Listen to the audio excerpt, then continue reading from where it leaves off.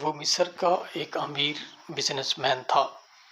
ابھی اس کی عمر صرف 50 سال کے لگ بھگ تھی کہ ایک دن اس کو دل میں تکلیف کا احساس ہوا، اور جب اس نے قاہرہ کے سب سے بڑے ہسپتال میں اپنا علاج کرایا تو انہوں نے معذرت کرتے ہوئے اسے یورپ جانے کا کہا۔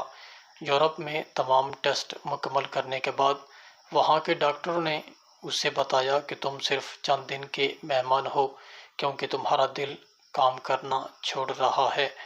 وہ شخص بائی پاس کروا کر مصر واپس آ گیا اور اپنی زندگی کے باقی دن گن گن کر گزارنے لگا۔